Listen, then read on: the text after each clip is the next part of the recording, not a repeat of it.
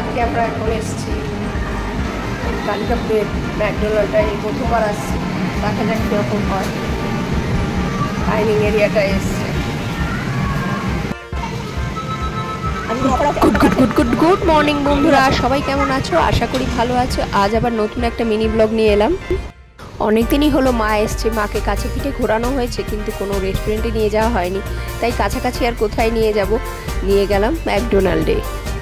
কাউন্টারে গিয়ে পেমেন্ট করে দেওয়ার পর ওরা একটা টেবিল নাম্বার দিল, সেই টেবিল নাম্বার নিয়ে উপরে উঠলাম দোতলায়। সেখানে গিয়ে নাকি টেবিল নাম্বারটার দেখালে তবেই খাবার সেখানে ডেলিভারি হবে। কি ঝামেলা!